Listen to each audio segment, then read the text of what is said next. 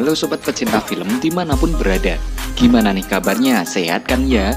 Bagi sobat yang belum sehat, disehatin dulu ya sob. Karena sakit itu gak enak sob. Apalagi sakit hati, ya gak sob? Nah kali ini Mimin akan menemani kegabutan kalian dengan mereview film yang berjudul The Foreigner. Film ini berkisah tentang seorang pria bernama Kwan yang kehilangan putrinya akibat serangan teroris di London. Kwan lalu berusaha balas dendam dan memburu teroris tersebut dengan tangannya sendiri. Nah, bagaimanakah kisah selanjutnya? Oke sob, tanpa berlama-lama, sebelum nonton cari posisi paling wena, siapkan cemilan, longgarkan celana dalam, dan langsung saja gas oi!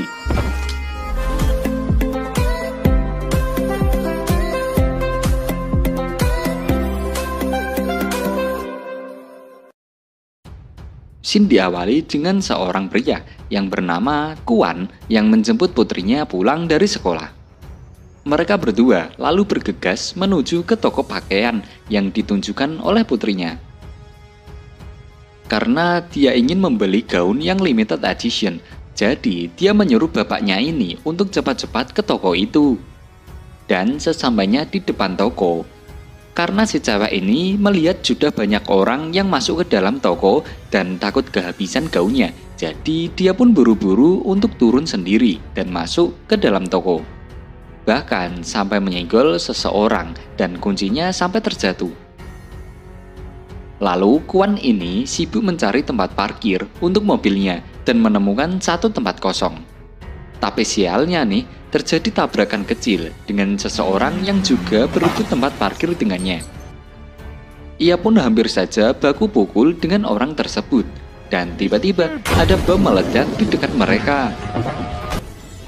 Untungnya Kwan masih hidup, meskipun terluka cukup banyak di wajahnya, dan spontan langsung mengecek keadaan putrinya yang ada di dalam toko. Karena posisi bomnya ini kebetulan dekat juga dengan toko pakaian yang dibeli putrinya. Lalu scene berpindah ke sebuah kantor berita, di mana ada salah satu wartawan pria yang bernama Ian Booth mendapatkan telepon dari orang misterius mengatakan bahwa yang meledakkan bom itu adalah Authentic Aira.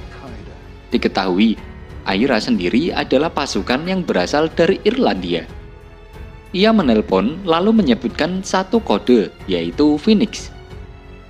Authentic Aira mengatakan sasaran bom selanjutnya adalah Bank Inggris. Mereka mengancam akan terus mengebom kalau pihak Inggris tetap mendukung pendudukan Irlandia Utara di Inggris.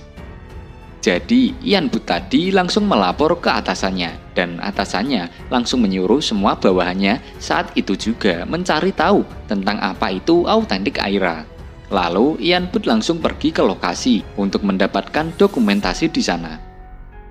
Banyak orang yang terluka dan meninggal dunia. Kwan juga masih ada di sana dengan memeluk tubuh putrinya yang ternyata nih sudah tidak bernyawa. Scene berpindah ke apartemen pria-pria yang cukup mencurigakan.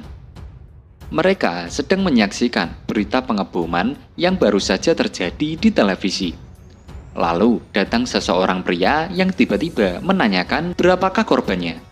Lalu dijawab sama salah satu rekannya, 12 meninggal dan banyak yang terluka.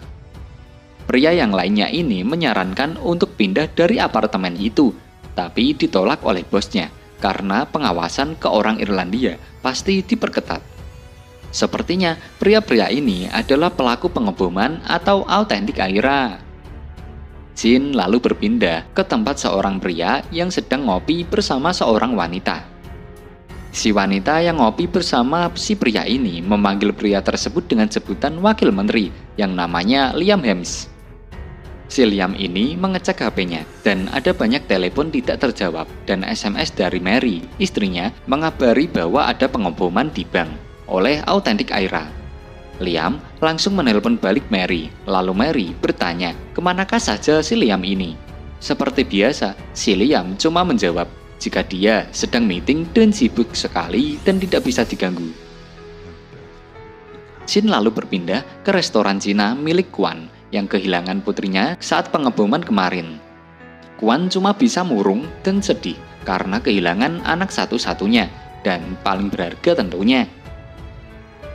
Di sisi lain, Liam sebagai menteri kembali mendapatkan tugas dari atasannya, si Catherine Davis, untuk mengurus kasus pengeboman Aira ini.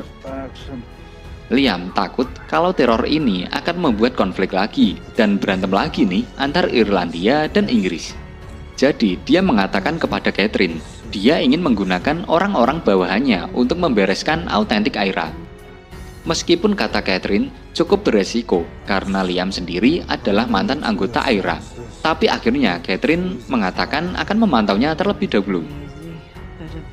Kembali lagi ke restoran Cina tadi yang kali ini didatangi oleh polisi yang ingin bertemu Kuan. Mereka ingin mengembalikan beberapa barang yang mungkin milik putrinya di TKP. Kuan bertanya pada polisi tersebut siapa pelaku pengeboman kemarin. Tapi tentu saja mereka menjawab belum tahu. Mereka menghibur Kuan dengan mengatakan pasti akan mencari tahu dan menghukum si pelakunya. Di sisi lain, Liam akhirnya mengadakan pertemuan dengan beberapa petinggi membahas tentang teror autentik Aira ini. Apakah teroris ini merupakan bagian dari Aira atau merupakan organisasi baru di luar Aira? Liam mengatakan pihak Inggris menganalisa some text-nya atau bahan bomnya yang berasal dari gudang mereka. Kode yang mereka katakan sebelumnya yaitu Phoenix juga merupakan kode rahasia mereka.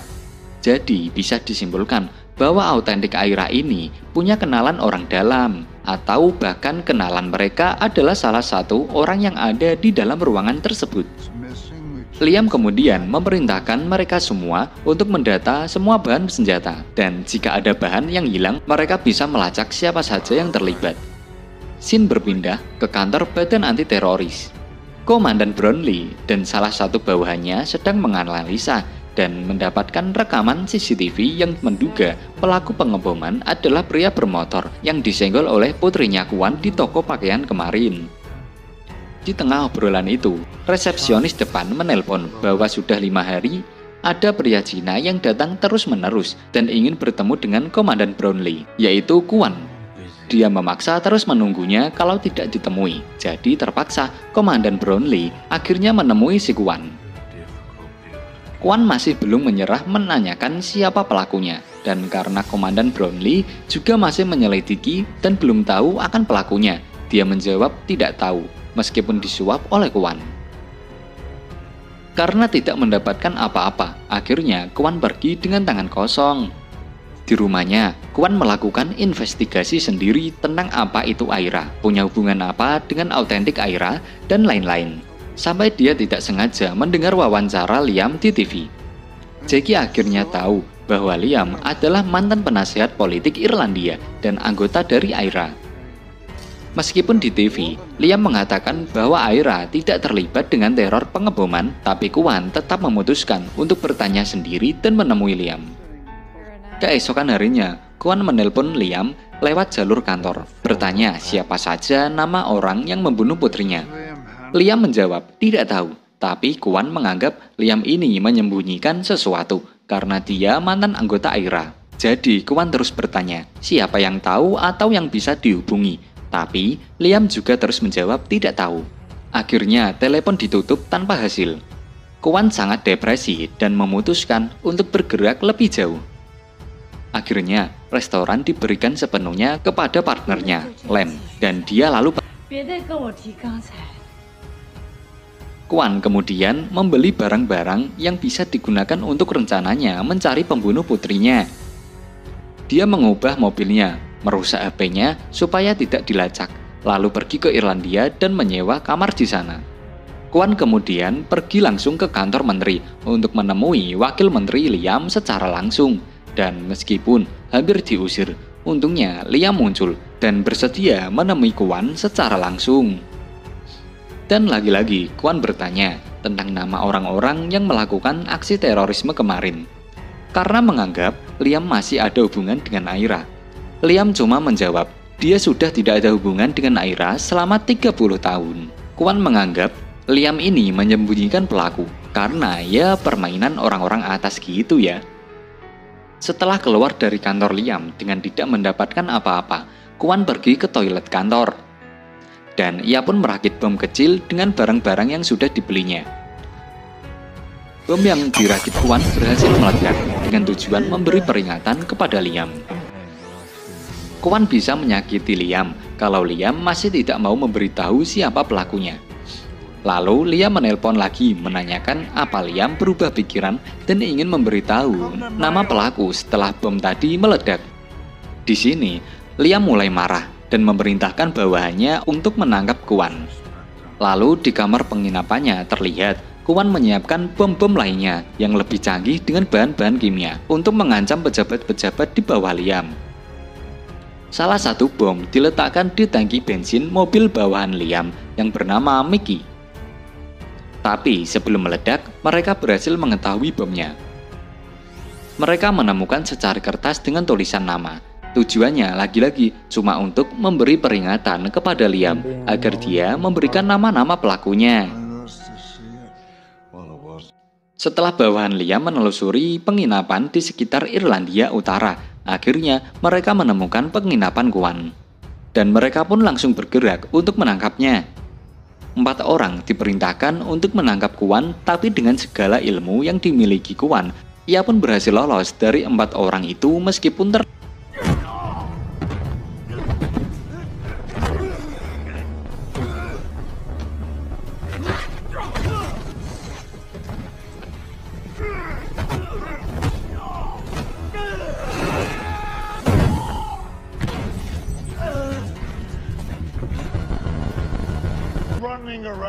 Liam kecewa dengan bawahannya yang gagal, meskipun mereka mengaku Kwan cukup lihai dan terlatih melompat ke sana kemari dan lolos gitu aja.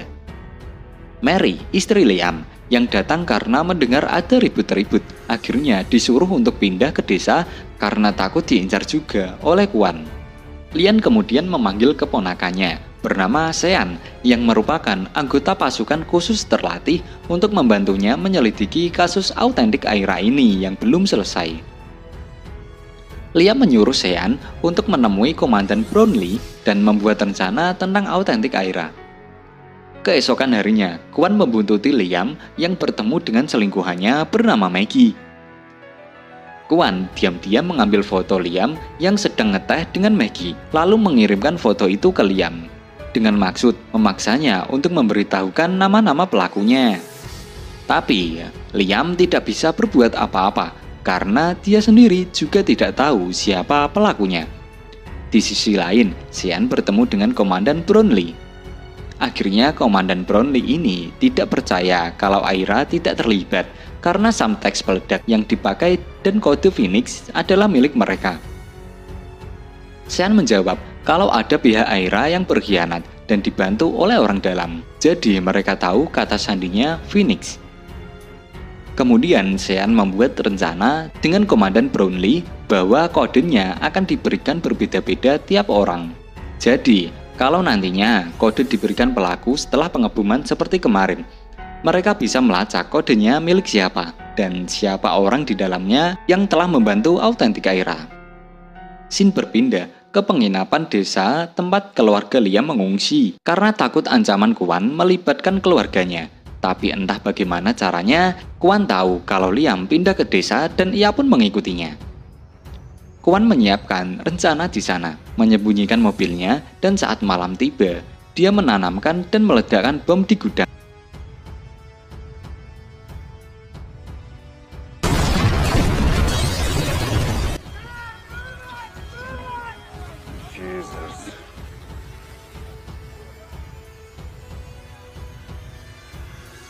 Liam lalu menganggap ini sudah tidak bisa diremehkan. Ia pun meminta pasukan lebih banyak untuk menangkap Kwan. Mary yang tahu ada peringatan lagi dari Kwan berencana untuk pindah menjauh dari Liam karena menganggap yang diincar adalah Liam, bukan dirinya atau keluarganya. Scene berpindah ke tempat anggota autentik Aira yang sedang merakit bom dengan bentuk baterai laptop. Mereka berencana untuk meledakkan bom di penerbangan yang tidak ada orang Irlandianya. Maggie, selingkuhan Liam, bertemu dengan Ian Booth, wartawan yang sebelumnya ditelepon oleh autentik Aira. Maggie memperkenalkan dan mendekatkan diri ke Ian Booth dan merencanakan sesuatu. Keesokan harinya, Kwan meledakkan bom lagi di mobil Billy, bawahan Liam. Billy terluka berat dan dibawa ke rumah sakit.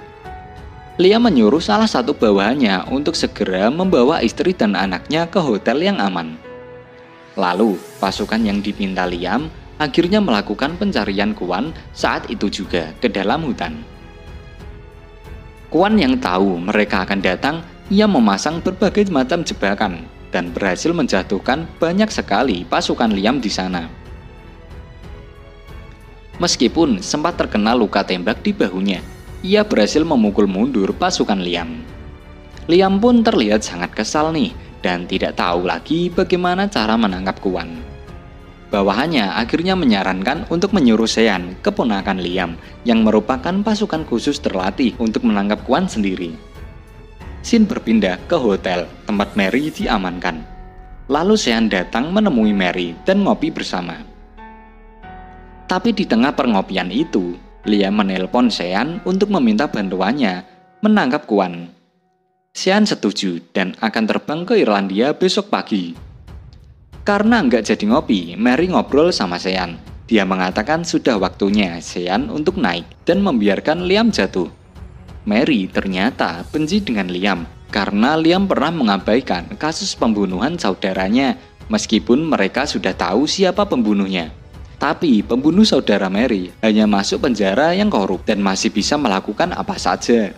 Dan ternyata Liam nggak bisa berbuat apa-apa karena takut posisinya terancam. Di sisi lain, Liam melakukan pencarian tentang Kwan. Akhirnya, tahu bahwa Kwan adalah mantan pasukan terlatih yang paling berbakat. Keluarganya terbunuh oleh bajak laut saat menyeberang dari Laut Cina. Tinggal satu orang putrinya yang terbunuh juga saat pengeboman kemarin. Jadi, dia sudah tidak punya siapa-siapa lagi. Liam kemudian kedatangan salah satu rekan politiknya, yaitu Muggrave, yang ikut rapat saat membahas autentik Aira kemarin. Muggrave marah karena gudang senjatanya diperiksa dan ketahuan bahwa separuh samteks bahan peledak yang digunakan untuk pengeboman adalah milik Muggrave.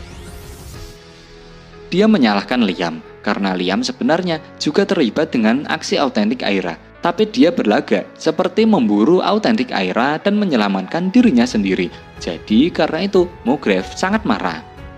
Tetapi Liam mengatakan bahwa kesepakatan mereka hanyalah menyerang beberapa badan keuangan itu saja, tidak perlu membawa korban penduduk sipil yang berjatuhan.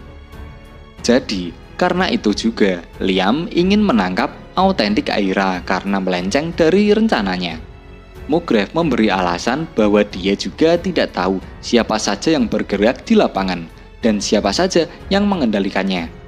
Karena agar informasi orang atas tidak bocor saat pihak autentik Aira tertangkap. Jadi karena sudah melenceng dari rencananya dan membunuh banyak penduduk sipil, Liam menyuruh Muggrave untuk membereskan kasus autentik Aira dan menangkap orang-orang yang beraksi di lapangan agar tidak terlalu jauh. Malam harinya, Kwan menyusup ke ruangan Liam dengan membawa bom di badannya.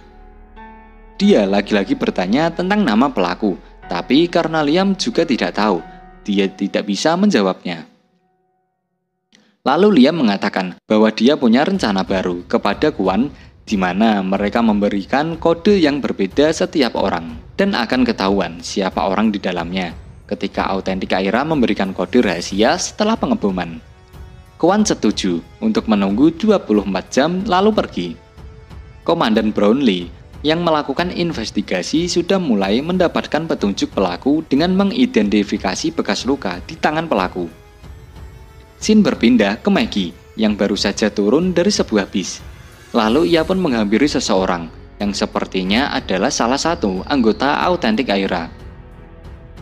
Maggie juga ternyata merupakan anggota autentik Aira nih. Dan tak lama setelah turun, bis yang ditumpanginya tadi meledak dan memakan banyak korban. Sean sampai ke tempat Liam dan mendengar kasus pengeboman baru. Tapi ia tetap fokus untuk pemburuan di hutan sesuai permintaan Liam sebelumnya. Komandan Brownlee kemudian menghubungi Liam setelah mendapatkan telepon dari autentik Aira. Tapi autentik Aira ternyata sudah tahu rencana kode mereka dan tidak memberikan kode rahasia. Dengan itu, Brownlee mencurigai Liam terlibat di dalamnya karena hanya Liam dan Sean yang tahu rencana baru mereka. Jadi Brownlee menyuruh untuk Liam segera mencari tahu, atau kalau tidak berarti Liam orang di dalamnya.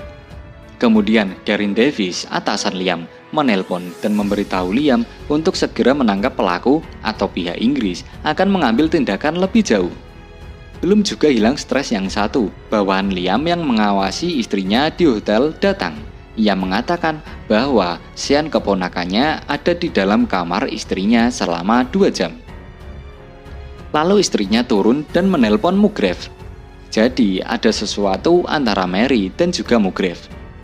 Di sisi lain, Komandan Brownlee menunjukkan hasil investigasi mereka kepada para atasan. Dari hasil CCTV dan luka di tangan pelaku, mereka pun berhasil mengenali pelaku yang bernama Patrick O'Reilly.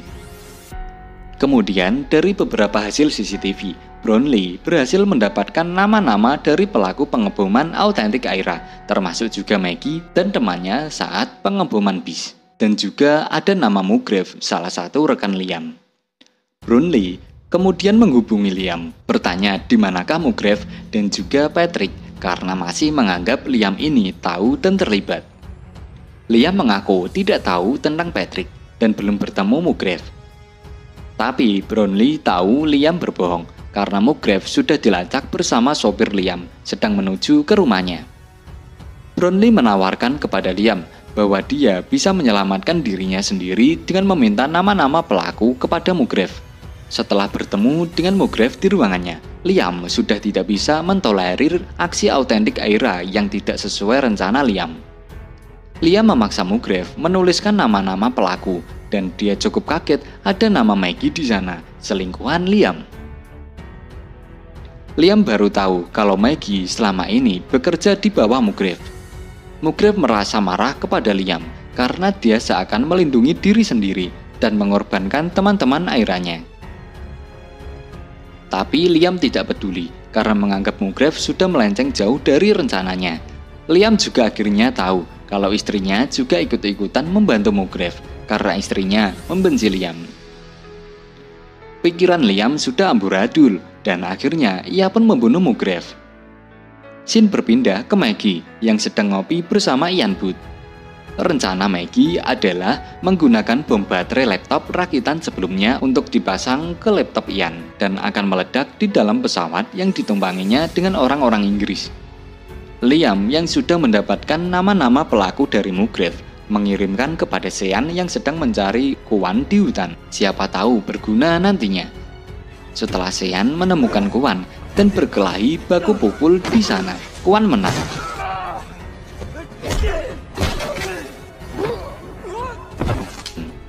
Sean yang sudah tidak bisa apa-apa lagi memberikan nama-nama pelaku kepada Kuan. Kuan yang sudah mendapatkan nama dan lokasi pelaku-pelaku pengeboman akhirnya membebaskan Sean. Sean kemudian menemui Liam di ruangannya. Liam mengulik hubungan Sean dengan istrinya Mary dan akhirnya tahu kalau rencana kode rahasia yang hanya diketahui Sean, Liam, dan juga Komandan Brownlee bocor ke telinga Mary melalui Sean. Lalu Mary melapor ke Mugrave. Karena kecewa, Liam memberikan tugas terakhir kepada Sean untuk mengubur Mugrave dan membunuh istrinya, Mary. Keesokan harinya, rencana penyergapan anggota autentik Aira pun dimulai. Pasukan Brownlee sudah ada di sekitar kediaman pelaku dan masih melakukan pemantauan. Kuan yang mendapat informasi dari Sean juga sudah bergerak menyamar sebagai tukang gas. Di sisi lain, Ian Booth yang membawa bom baterai di laptopnya sudah masuk ke bandara dan menunggu pesawatnya terbang. Kembali ke pasukan Brownlee yang sudah siap untuk bergerak. Mereka harus menunda penyergapan karena Kuan sudah ada terlebih dahulu di depan ruangan yang menyamar sebagai tukang gas yang akan memperbaiki gas bocor di dalam. Karena tidak mau terlihat mencolok, terpaksa para pelaku harus mengizinkan Kuan masuk dan menutupi peralatan mereka. Kelompok autentik Aira sangat berhati-hati dan meminta izin untuk memeriksa tas Kuan. Setelah tahu penyamarannya terbongkar, akhirnya Kuan ini baku pukul dengan kelima pelaku dan berhasil membunuh keempat laki-lakinya, menyisakan Maggie sendiri yang masih hidup.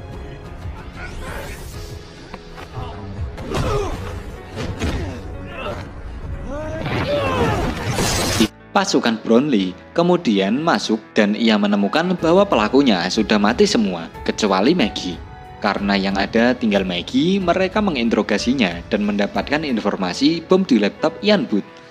Dengan cepat, polisi mencari informasi di bandara dan berhasil mengamankan bomnya sebelum melukai banyak orang.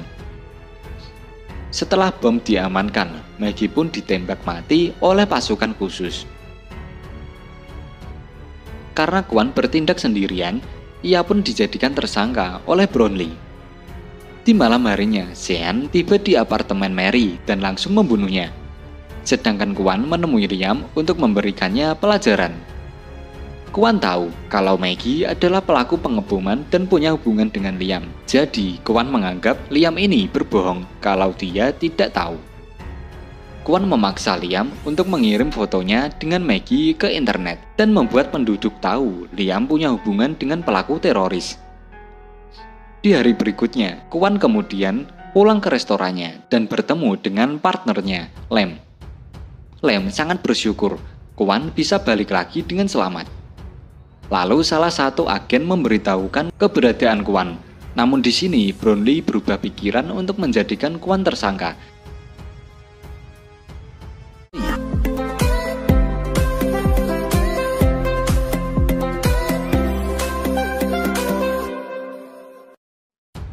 Di awal film memperlihatkan pria tua yang sedang tidur di rumahnya. Kita semua pasti tahu kalau pria ini adalah Jackie Chan, si aktor legenda yang berasal dari Cina. Saat ini diceritakan kalau Jackie sudah pensiun dari dunia perfilman dan menghabiskan masa tuanya hanya dengan seekor kuda. Diberitahukan kalau sekarang Jackie sudah bangkrut sehingga sehari-hari ia harus bekerja sebagai tukang atraksi kuda di pinggir jalan. Malam hari tiba ketika Jackie melamun sendirian. Tiba-tiba saja ia didatangi oleh sekelompok orang.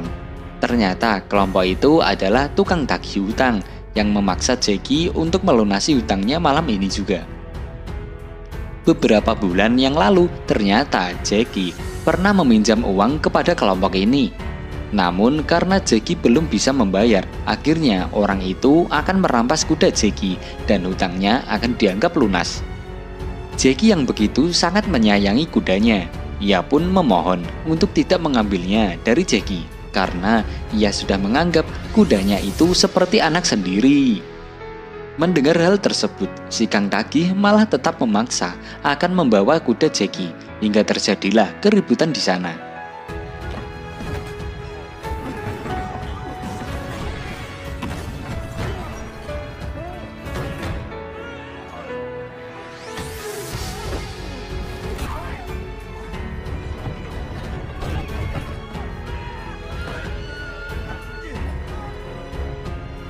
Pada akhirnya, Jackie berhasil pergi sambil menunggangi kudanya. Pagi hari tiba saat Jackie di rumah, lalu ia didatangi oleh dua orang berpakaian rapi. Ternyata kedua orang ini adalah pengacara dari konglomerat yang bernama Tuan Pusi. Lagi-lagi nih, kedatangan dua pengacara ini untuk menanyakan kuda Jackie yang telah diklaim menjadi milik bos mereka, yaitu Tuan Pusi. Hal tersebut dikarenakan Jackie mendapatkan kuda itu dari temannya yang beberapa bulan lalu telah meninggal. Ternyata si teman mempunyai hutang kepada Tuan Pusi, sehingga Tuan Pusi akan mengambil semua aset milik si teman termasuk kuda Jackie. Mendengar hal itu, tentu saja Jackie tidak akan menyerahkan kudanya begitu saja yang sudah ia anggap seperti anaknya sendiri. Tak lama kemudian, datanglah dua tetangga Jackie yang langsung membantu Jackie mengusir dua pengacara itu. Tak lama berselang, Jackie pun menceritakan tentang kudanya yang sengketa kepada tetangga ini. Setelah tahu akar permasalahannya, si tetangga mengatakan kalau secara hukum memang kuda itu seharusnya milik Tuan Pusi. Bahkan saat ini Jackie juga diberi selembaran kertas yang isinya undangan sidang di pengadilan untuk menyelesaikan masalah sengketa kudanya. Di sini Jackie hanya bisa pasrah karena ia tak mungkin menang jika harus melawan Tuan Pusi. Kemudian si tetangga menyarankan Jackie untuk meminta bantuan kepada anaknya yang juga seorang pengacara. Pada akhirnya, Jackie pun menuruti saran dari tetangganya itu. Kemudian, ia pun pergi ke kota untuk mendatangi anaknya. Sesampainya di sana, Jackie langsung meminta bantuan kepada anaknya yang bernama Suyen. Namun terlihat Suyen yang seperti tidak peduli dan malah mengusir Jackie dari sana. Terungkap fakta kalau hubungan mereka kurang akrab semenjak kematian ibu Suyen 8 tahun yang lalu. Suyen menganggap kalau kematian ibunya disebabkan oleh Jackie yang terlalu sibuk dengan syutingnya, sehingga tidak memperdulikan ibu Suyen meskipun kala itu sedang sakit. Setelah Jackie pergi, Suyen pun bertemu dengan pacarnya yang merupakan seorang pengacara juga. Diberitahukan kalau hubungan mereka sudah cukup lama, sehingga kini si pacar berniat untuk melamar Suyen. Di sini, si pacar mengatakan kalau kedua orang tuanya ingin bertemu ayah Suyen sebelum mereka melangsungkan pernikahan. Terlihat Suyen yang kebingungan karena kita tahu kalau hubungan Suyen dengan ayahnya kurang baik. Malam harinya, Suyen pun terus memikirkan permintaan dari orang tua pacarnya yang ingin bertemu dengan ayah Suyen. Pada akhirnya, meskipun dengan terpaksa, Suyen berniat akan mendatangi ayahnya di keesokan hari. Singkat cerita, esok hari pun tiba. Kini Suyen sudah berada di pinggir kota tempat ayahnya tinggal. Ketika Suyen beristirahat di kafe, tak sengaja ia pun melihat sang ayah yang sedang memanggil orang-orang untuk melihat atraksi kudanya. Namun sayangnya, di sana tak ada satu orang pun yang mau melihat atraksi kuda Jackie. Melihat hal tersebut, Suyen hanya bisa terdiam karena di dalam hati kecilnya ia sangat iba melihat ayahnya yang harus bekerja seperti itu demi sesuap nasi. Sore harinya, Suyen mendatangi sang ayah yang sudah berada di rumah. Terlihat Jackie yang matanya langsung berkaca-kaca karena ia tak menyangka kalau Suyen akan mendatanginya. Di sini, Suyen menanyakan masalah apa yang sedang Jackie hadapi sehingga ia membutuhkan jasa pengacara. Jackie pun menjawab kalau masalahnya dengan Tuan Pusi yang mengundang Jackie sidang untuk mengklaim perihal kudanya. Suyen menjawab kalau ia akan membantu Jackie asalkan Jackie juga harus mau menemui orang tua pacarnya yang ingin bertemu dengan Jackie. Pada akhirnya mereka sepakat hingga mereka pun berbaikan. Keesokan harinya, Suyen membawa si pacar ke rumah Jackie. Lalu mereka pun berkenalan. Kemudian si pacar menanyakan kenapa Jackie sampai rela mati-matian hanya demi memperjuangkan seekor kuda. Jackie pun menceritakan awal mula ia diberikan kuda oleh temannya beberapa tahun lalu. Saat pertama lahir, si kuda dinyatakan lumpuh oleh dokter hewan, sehingga si teman memberikannya kepada Jackie. Kemudian Jackie mengatakan kepada kudanya agar berdiri jika si kuda ingin ikut bersamanya. Tiba-tiba, si kuda seperti mengerti apa yang dikatakan Jackie, hingga kuda tersebut pun berhasil berdiri. Mulai dari sanalah, Jackie merawat kudanya dengan sepenuh hati. Setiap hari, Jackie selalu habiskan waktunya hanya untuk melatih kudanya agar bisa berlari seperti kuda pada umumnya. Kuda itu juga yang selalu menemani kesepian Jackie, sehingga Jackie sudah menganggap seperti anaknya sendiri. Setelah mendengar cerita itu, Suyen dan si pacarnya akhirnya mengerti, hingga mereka akan membantu Jackie di pengadilan nanti. Keesokan harinya memperlihatkan Jackie yang didatangi oleh teman lamanya saat dirinya masih menjadi aktor. Di sini orang itu menawari Jackie pekerjaan, yaitu menjadi peran pengganti di saat adegan perang bersama kudanya. Jackie yang memang sedang membutuhkan uang, ia pun menyetujui tawaran dari teman lamanya itu.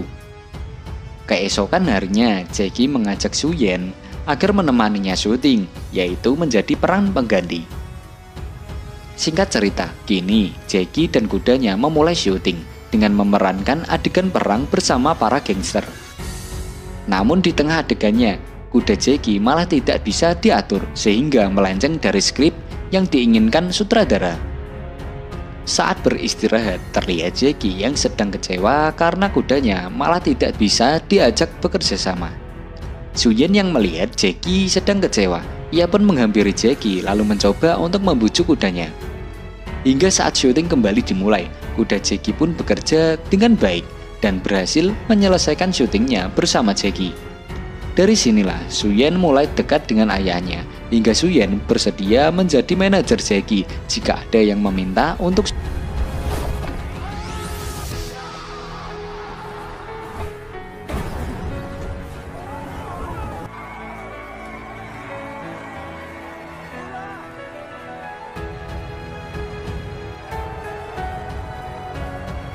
tawaran demi tawaran syuting mulai berdatangan, namun Suyen memilih untuk mengambil yang adegannya tidak terlalu berbahaya, dikarenakan kondisi ayahnya sekarang ini sudah tidak seperti dulu lagi. Di suatu waktu, ketika Jackie dan Suyen baru pulang syuting, mereka kembali didatangi oleh dua pengacara Tuan Pusi. Kedua orang itu menanyakan masalah kuda Jackie yang sampai saat ini belum juga Jackie serahkan. Suyen pun membela ayahnya dengan mengajak kedua pengacara itu untuk bertemu saja di pengadilan nanti. Beberapa hari kemudian, memperlihatkan Jackie yang kini kembali melakukan syuting. Di sini, sutradaranya meminta Jackie dan kudanya itu agar melompati jurang yang cukup dalam.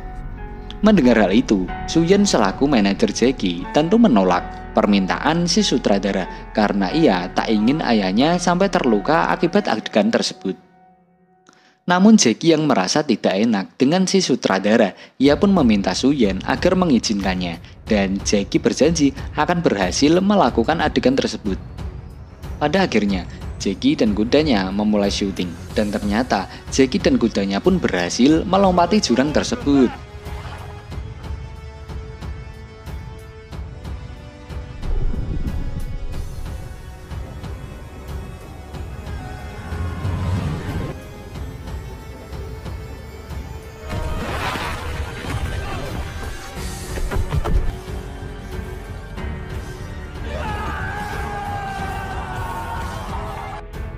Malam harinya, terlihat Jackie dan Suyen yang sedang makan malam sambil merayakan keberhasilan syutingnya tadi.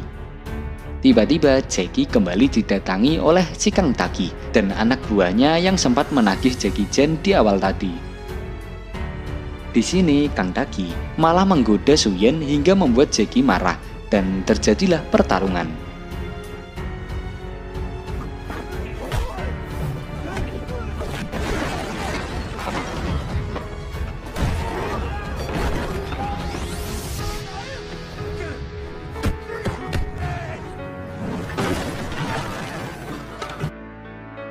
Pada akhirnya, Jackie dan Suyen memutuskan untuk kabur sebelum anak buah si Kang Taki yang lain berdatangan. Sesampainya di rumah, Suyen pun langsung memeluk Jackie dan meminta maaf atas perlakuannya selama ini yang tidak pernah menganggap Jackie ada. Terlihat Jackie juga sangat berbahagia karena baru kali ini ia merasakan pelukan sang putri. Keesokan harinya, kini pertemuan antara Jackie dan orang tua pacar Suyen berlangsung. Terlihat mereka yang bertemu di restoran mewah dan ternyata orang tua pacar Suyen adalah konglomerat. Di sini Jackie malah bertingkah memalukan dengan memakan makanan semua yang ada di sana. Kemudian Suyen meminta maaf atas tingkah memalukan ayahnya. Suyen lanjut berbicara dengan mengatakan kalau ayahnya memang orang miskin, berbeda dengan kedua orang tua pacarnya. Namun Suyen tetap bangga kepada sang ayah karena Jackie adalah sosok pria yang pantang menyerah dan bekerja keras. Jackie pun terdiam karena ia tidak menyangka kalau anaknya akan mengatakan hal tersebut. Keesokan harinya, Jackie kembali syuting dengan melakukan adegan-adegan berbahaya. Di sini Jackie tidak mendengar perkataan Suyen yang melarang dirinya melakukan adegan tersebut. Alhasil, Jackie dan kudanya pun harus terjatuh hingga dibawa ke rumah sakit. Beberapa jam kemudian, terlihat Suyen yang mendatangi Jackie di rumah sakit. Di sini, Suyen memeluk Jackie lalu meminta agar ia tidak melakukan lagi syuting berbahaya. Sambil menangis, Suyen mengatakan kalau ia tidak mau kehilangan orang tua yang kedua kalinya.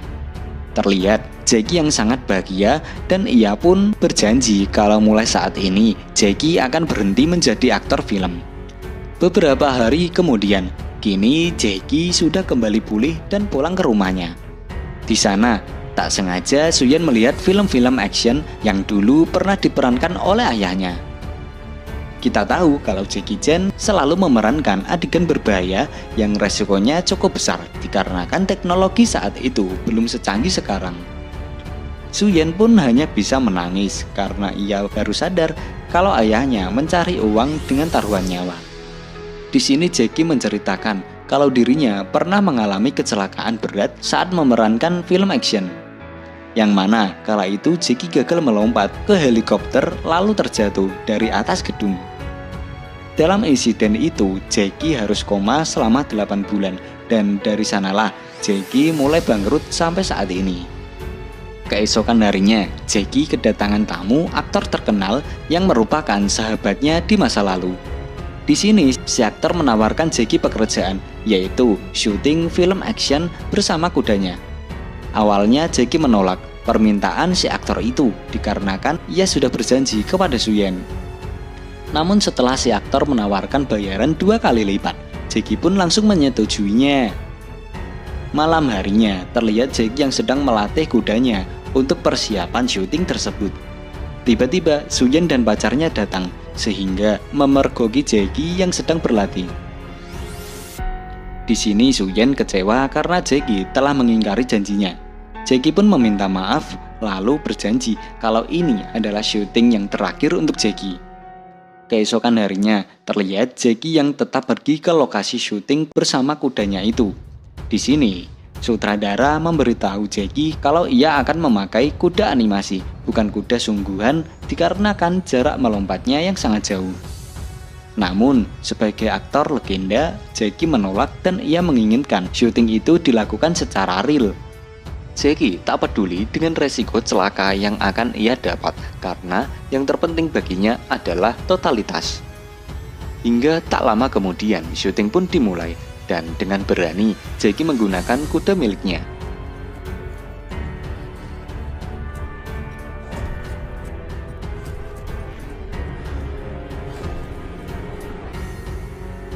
Di tengah syutingnya, tiba-tiba Jackie teringat dengan Suyen karena aktingnya kali ini sangat berbahaya. Jackie juga seketika tersadar kalau aksinya ini akan membuat kudanya lumpuh lagi untuk selamanya. Pada akhirnya, Jackie memutuskan berhenti di pertengahan, lalu meminta maaf karena ia tidak bisa melanjutkan syutingnya. Beberapa jam kemudian, Jackie mendatangi Suyen lalu meminta maaf. Jackie mengatakan kalau ia memilih untuk tidak melanjutkan syutingnya karena teringat dengan Suyen. Terlihat Suyen yang sangat bahagia karena kini Jackie mau menuruti perkataan Suyen. Keesokan harinya, tibalah persidangan antara Jackie dan Tuan Pushi, yaitu untuk merebutkan kuda Jackie. Suyen dan pacarnya berusaha semaksimal mungkin agar mereka bisa memenangkan sidang tersebut. Namun karena secara hukum, kuda itu adalah milik Tuan Pushi, Jackie pun kalah dan harus mengikhlaskan kudanya itu. Terlihat Jackie yang menangis sejadi-jadinya karena ia belum siap jika harus kehilangan kudanya tersebut. Namun mau tidak mau, Jackie harus memberikan kudanya karena sudah jelas itu bukanlah hak Jackie. Dengan berat hati, Jackie pun menandatangani penyerahan kuda tersebut, sehingga sekarang kuda ini resmi menjadi milik Tuan Pushi. Ketika Jackie pergi bersama Suyen dan si pacar, terlihat kudanya pun mengejar Jackie meskipun harus jatuh berkali-kali. Terlihat juga Jackie yang tidak bisa menahan tangisannya. Namun tidak ada yang bisa Jackie perbuat selain pergi meninggalkan kudanya. Beberapa hari kemudian, memperlihatkan Jackie yang malah sakit karena ia terus-menerus memikirkan kudanya itu. Suyen yang tak tega dengan kondisi ayahnya sekarang ini, ia pun nekat pergi mendatangi Tuan Pushi, lalu memohon kepadanya agar mau mengembalikan kuda Jackie. Hingga ketika Jackie bangun tidur, ia dikejutkan dengan kemunculan kudanya yang sudah berada di dalam rumah Jackie. Melihat hal tersebut, tentu saja membuat semangat Jackie kembali lagi dan ia pun langsung memeluk kudanya. Ternyata itu semua adalah berkat Suyen yang terus memohon kepada Tuan Pushi agar mengembalikan kuda ayahnya. Terlihat juga Suyen, pacarnya, dan Tuan Pusi yang berada di sana sambil melihat kebahagiaan Jackie. Di sini, Tuan Pusi mengatakan kalau semenjak Jackie pergi, kuda tersebut menjadi mogok makan. Dan hal itulah yang membuat Tuan Pusi berniat mengembalikan kudanya itu kepada Jackie. Pada akhirnya, kini Jackie kembali menemukan kebahagiaannya, ditambah lagi Suyen dan pacarnya akan tinggal di rumahnya untuk menemani Jackie. Dan kemudian film pun tamat. Oke sob, itulah rangkuman dari film Ride On. Nantikan rangkuman film yang lainnya ya, yang akan Mimin upload di channel ini. Sekian dari Mimin dan sampai jumpa, bye-bye.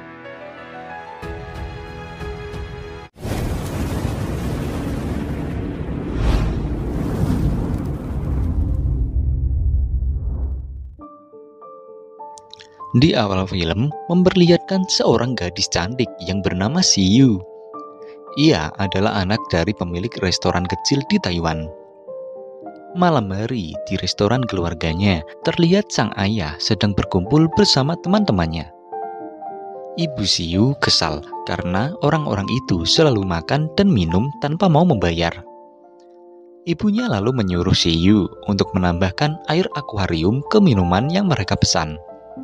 Kemudian pas mereka minum, mereka pun memuntahkan minuman itu.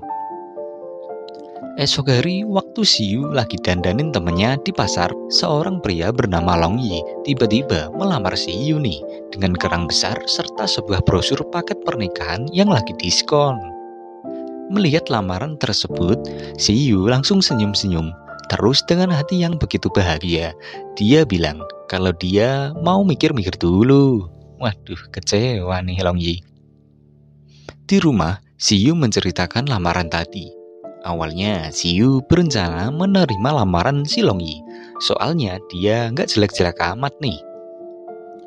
Tapi sang ibu menasehati Siyu kalau mau menikah, maka nikahilah seseorang yang selalu ingin kita lihat setiap saat. Selalu membuat kita rindu setiap saat dan merasa takut bila suatu hari nanti kita kehilangan dia. Bila kita bisa merasakan semua perasaan tersebut, itu artinya kita telah mencintai seseorang dengan tulus. Waduh, puitis banget ya nih si ibu.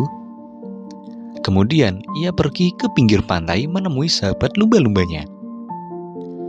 Setiap malam, Siyu selalu ke sana untuk curhat sama si lumba-lumba. Waktu lagi curhat, si lumba-lumba memberikan sebuah botol. Di dalam botol tersebut ada sepucuk surat yang bertuliskan, "Aku menunggumu di Hong Kong," dari Albert. Walaupun gak kenal sama bocah yang bernama Albert itu, tetapi dari tulisannya, Siyu merasa bahwa Albert pasti adalah pria yang romantis. Ketika sedang galau di kamar, Siyu bingung, gak tahu kenapa dia jadi tertarik banget sama si Albert. Namun di sisi lain, dia juga kasihan udah PHP-in si Long Yi. Tiba-tiba, lumba-lumba datang silaturahmi. Siyu lalu meminta bantuan lumba-lumba untuk memilih antara Albert atau Long Yi. Dan si lumba-lumba ternyata memilih Albert. Siyu pun senang karena ada yang mendukung pilihan hatinya. Ia kemudian nekat pergi ke Hong Kong untuk mencari sang pujaan hati malam itu juga. Di sisi lain, terlihat seorang pengusaha muda kaya raya bernama Chan lagi siap-siap mau rapat. Selesai rapat, Chan meminta asisten pribadinya mengirimkan hadiah ulang tahun buat salah satu mantan pacarnya. Si asisten di situ menasehati Chan agar berhenti main cewek dan menyuruh dia segera menikah. Sementara itu, ketika Siyu sampai di Hong Kong, ia langsung pergi ke alamat apartemen Albert yang tertulis di botol. Tapi sayangnya, Albert lagi nggak ada. Siyu pun terus menunggu hingga ketiduran. Sore hari, Albert akhirnya pulang. Melihat Albert untuk pertama kalinya, Siyu merasa begitu bahagia. Dalam apartemen, Siyu menceritakan alasan dia datang jauh-jauh dari Taiwan ke Hong Kong hanya untuk menemui Albert setelah membaca suratnya. Mendengar semua cerita perjuangan cinta itu, Albert biasa saja. Ia sama sekali nggak tersentuh karena dia nggak suka. Surat di botol Albert itu tertulis buat mantan pacarnya, tapi justru malah nyasar ke Taiwan. Mendengar pengakuan Albert barusan, gadis polos bernama Siyu itu untuk pertama kalinya merasakan apa yang namanya patah hati. Albert lalu mengusir Siyu karena dia mau istirahat. Namun Siyu masih belum menyerah. Ia malah maksa buat nginep di apartemen Albert malam ini. Awalnya Albert terus menolak, tapi pas ngelihat Siyu nangis, Albert merasa kasihan dan akhirnya ngebolehin Siyu menginap. Esok hari, Albert mengajak Siyu nemenin dia kerja. Pekerjaan Albert ini adalah seorang juru makeup artist. Waktu lagi nunggu Albert bekerja, dari kejauhan Siyu melihat ada kapal pribadi sedang mendekati sebuah kapal pesiar.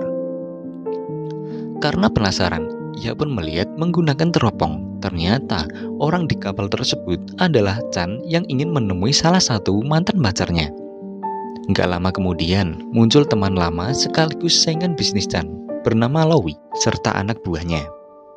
Lowy sengaja datang ke sana untuk membuat perhitungan karena gara-gara Chan membeli semua saham perusahaan keluarganya, dia jadi dimarahin bapaknya. Salah satu anak buah Lowy melepaskan tali kapal pribadi Chan agar Chan tidak bisa lari. Lowy di situ memaksanya minta maaf. Kalau enggak, maka anak buahnya akan melemparkan Chan ke laut. Dan terjadilah perkelahian antar kedua pihak. Kebetulan kapal pribadi Chan hanyut sampai ke tempat Siyu. Melihat itu, Siyu segera menaikinya untuk menolong Chan.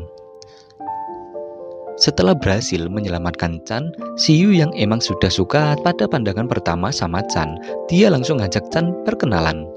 Sampai-sampai nih, Siyu lupa nyetir kapalnya hingga menabrak sebuah pulau kecil. Ketika malam tiba, Chan dan Siyu masih terdampar di pulau tersebut. Di sana, mereka berdua melihat ada bintang jatuh. Siyu kemudian bercerita bahwa ibunya pernah mengatakan kalau seseorang membuat permohonan dengan memasukkan kedua tangannya ke dalam kantong celana pas bintang jatuh, maka permohonannya pasti akan terkabulkan. Karena celana si Siyu nggak punya kantong, ia buru-buru memasukkan kedua tangannya ke kantong celana Chan sambil membuat permohonan. Pagi hari saat baru bangun, Siyu melihat Chan masih tertidur lelap. Ia lalu diam-diam mengambil kartu nama Chan. Beruntung, setelah semalaman terjebak di pulau itu, mendadak muncul sebuah perahu dari kejauhan. Mereka berdua pun bisa selamat. Waktu sampai di apartemen besar Chan, Siyu begitu kagum melihat semua barang-barang di sana. Setelah ganti baju, Chan mengajak Siyu makan bersama. Ia di situ terus memandangi Siyu makan. Perlahan demi perlahan, Chan terlihat mulai tertarik pada perempuan yang telah menolongnya itu. Siyu kemudian meminta segelas jus. Namun, waktu Chan balik, Siyu udah nggak ada. Ia pun langsung ngejar ke pintu depan. Sayangnya, Siyu telah pergi. Tanpa sengaja nih, dia melihat baju Siyu ketinggalan. Chan yakin suatu saat nanti dia pasti akan bertemu Siyu lagi. Di apartemen Albert, dengan perasaan yang sangat bahagia, Siyu menceritakan semua kisahnya bersama Chan. Mendengar nama Chan, Albert lalu memberitahu kalau menurut majalah yang dia baca, Chan itu cowok playboy. Tapi walaupun udah diingetin, Siyu tetap gak peduli. Dia malah minta Albert membantunya mendapatkan Chan. Di sisi lain nih, Long Yi ternyata juga datang jauh-jauh menyusul ke Hong Kong demi membawa Siyu kembali ke Taiwan. Saat rapat, Chan memerintahkan untuk menjual semua saham perusahaan milik Lowy. Ia tak peduli walaupun perusahaannya akan mengalami kerugian besar. Waktu keluar, Chan kaget melihat ada banyak sekali coretan bertuliskan, "Sebentar lagi kamu akan mati." Mendadak terdengar suara lift. Pas dicek di dalam sana ada Albert yang tubuhnya berlumuran tinta. Chan yakin nih pasti Albert lah pelakunya. Chan kemudian menginterogasi Albert. Ia lalu mengambil koran dari celananya. Di koran tersebut dia melihat foto cewek gangster mirip Siyu. Albert di situ menjelaskan kalau sebenarnya Siyu adalah pacar gangster. Dan coretan Albert juga adalah perintah dari sang ketua gangster untuk mengancam Chan agar menjauhi Siyu. Waktu Chan lagi serius baca, Albert langsung buru-buru kabur. Esok hari di depan gedung apartemennya, Chan melihat Siyu lagi digepung sekelompok pria. Para pria itu adalah teman-teman Albert yang lagi akting. Ternyata dari kemarin, Siyu dan Albert sengaja merencanakan semua ini buat narik perhatiannya si Chan. Melihat Siyu dalam bahaya, Chan pun bergegas menolongnya. Di tengah perkelahian, tiba-tiba para anak buah Lowy datang memakai topeng dan langsung menyerang Chan. Tak lama kemudian, seorang polisi datang. Chan lalu memberikan senjata orang-orang bertopeng tadi pada polisi. Di rumah, Lowy kaget melihat semua anak buahnya babak belur. Lowy berpikir orang biasa tak akan bisa mengalahkan Chan. Ia pun memutuskan menyewa seorang petarung kelas dunia. Sementara di apartemen Albert, Siyu ngasih tahu kalau rencana mereka berdua buat ngambil hatinya si Chan berhasil. Chan tadi ngajakin dia makan malam di restoran mewah. Mendengar kabar bahagia tersebut, Albert ikut senang. Sebagai sahabat yang baik, Albert pun mentraktir Siyu pergi ke salon serta belanja gaun mahal. Setelah Siyu pergi, terdengar suara ketukan pintu. Pas dibuka, orang itu adalah Long Yi yang langsung menyekek Albert sambil nangis-nangis memohon agar Albert balikin Siyu. Malamnya di restoran, Chan begitu terpesona melihat penampilan Siyu. Namun, ketika sedang menikmati makan malam romantis mereka, mendadak Lowy datang lalu meminta Chan keluar sebentar untuk membereskan masalah mereka berdua yang belum selesai. Di luar, Lowy menantang Chan berduel melawan petarung sewaannya. Walaupun mereka berdua adalah sahabat, tapi dari dulu Lowy punya obsesi biar bisa selalu di atas Chan. Mulai dari banyak-banyakan pacar, pengen ngalahin Chan kalau lagi berantem, sampai pengen lebih kaya dari Chan. Sayangnya, usaha Lowy selama ini selalu gagal. Chan di situ menolak tantangan duel Lowy. Namun si petarung sewaan itu malah penasaran dan maksa Chan nunjukin kemampuannya. Chan kalah. Melihat saingannya yang kalah, Lowy bukannya senang. Ia justru merasa bersalah. Kemudian segera pergi dari sana. Chan di situ cuma bisa terdiam meratapi kekalahannya. Di atap restoran, Siyu yang melihat Chan putus asa. Ia lalu berusaha menghibur Chan dan berjanji besok dia akan memberikan waktunya seharian penuh untuk menemani Chan kemanapun dia pergi. Mendengar ucapan Siyu barusan, Chan kembali bersemangat. Esok hari, sesuai janji Siyu, menemani Chan seharian. Malamnya, Siyu pulang ke apartemennya Albert. Di sana, dia menceritakan semua kegiatan bersama Chan hari ini. Tapi pas Siyu lagi senang-senangnya, Albert ngasih tahu kalau sekarang Long Yi sedang ada di kamar. Long Yi bisa tahu Siyu ada di Hong Kong serta tahu alamat Albert dari orang tua Siyu. Dan dia jauh-jauh datang ke sini cuma untuk menjemputnya. Mendengar cerita barusan, Siyu pun kaget. Dia nggak menyangka rasa cinta Long Yi begitu besar. Namun sayang, Siyu tak bisa membalas cinta Long Yi itu karena kini telah jatuh cinta kepada Chan. Di tengah obrolan itu, mendadak Long Yi bangun. Siyu yang panik langsung kabur dari sana. Keesokan harinya, pas main ke pabrik tempat Chan bekerja, Siyu bingung saat Chan memperkenalkan wanita gangster asli mirip Siyu yang fotonya ada di koran Albert waktu itu. Ternyata nih, selama ini Chan udah tahu kalau Siyu dan Albert bekerja sama bohongin dia. Perasaan Siyu pun hancur. Kalau emang si Chan udah tahu, terus kenapa Chan masih mau kencan sama dia? Siyu merasa selama ini Chan cuma mau mempermainkannya saja. Ia kemudian memutuskan pulang ke Taiwan. Semenjak kepergian Siyu, Chan sangat galau. Setiap hari dia selalu memikirkan Siyu. Bahkan Chan sampai berkencan dengan wanita lain hanya untuk mengalihkan pikirannya dari Siyu. Namun tak pernah berhasil. Hingga suatu malam, waktu Chan sedang galau di dalam pabriknya, mendadak anak buah serta petarung sewaan Lowy datang. Petarung tersebut menjelaskan bahwa Lowy udah bangkrut dan udah nggak mampu bayar dia. Jadi sebelum pulang ke negaranya, dia ingin tanding ulang sekali lagi untuk membuktikan siapa yang lebih hebat di antara mereka berdua. Sebenarnya Chan ingin menolak tantangan itu, Tapi karena orang itu nggak mau pulang sebelum bertarung, Chan terpaksa menerima tantangan duel tersebut. Dan pertarungan pun terjadi. Babak pertama, Chan nyaris kalah. Ketika terpojok, Chan nggak sengaja melihat sebuah tulisan di tumpukan limbah kertas. Tulisan yang mengingatkannya pada sosok Siyu. Siyu pernah mengatakan kepadanya agar selalu tersenyum seberat apapun masalah yang Chan hadapi. Mengingat ucapan itu, Chan pun memutuskan untuk tersenyum. Chan akhirnya berhasil memenangkan pertarungan di ronde kedua ini. Gak lama kemudian, salah satu anak buah Lawi datang. Dengan panik, dia mengatakan kalau saat ini Lawi sedang frustasi dan berencana membakar diri di pabrik Chan. Mendengar itu, Chan segera menghentikan aksi gila Lawi. Di ruangan lain, ketika Lawi baru mau menyalakan api, Chan langsung buru-buru menyiram tuh bocah.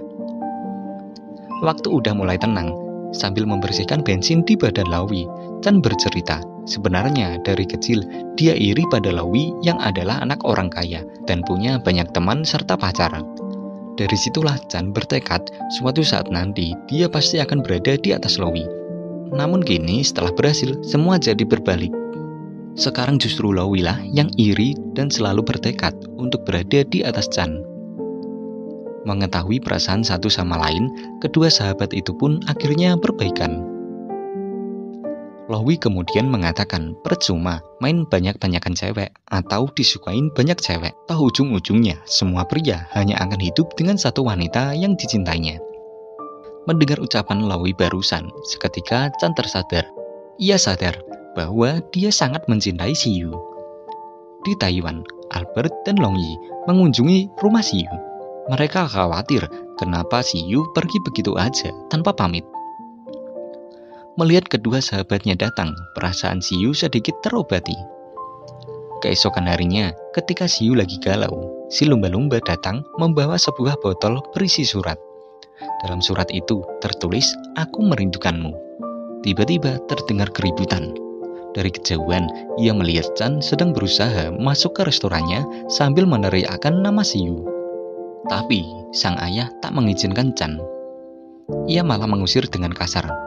Ia marah karena Chan telah membuat putri kesayangannya sedih. Namun Chan tak peduli, ia tetap berusaha menemui Siyu, walaupun terus diusir berkali-kali. Melihat keseriusan Chan, sang ayah luluh. Ia lalu memutuskan untuk memberikannya kesempatan sekali lagi. Ketika mereka berdua bertemu, Chan menyuruh Siyu melihat ke arah laut. Di sana terlihat ada ratusan botol berisi surat cinta yang telah Chan tulis untuk Siyu. Siyu pun merasa sangat tersentuh nih. Betapa bahagianya dia karena harapan yang ia ucapkan saat bintang jatuh waktu itu kini telah menjadi kenyataan. Mereka berdua pun hidup bahagia selamanya dan film pun tamat.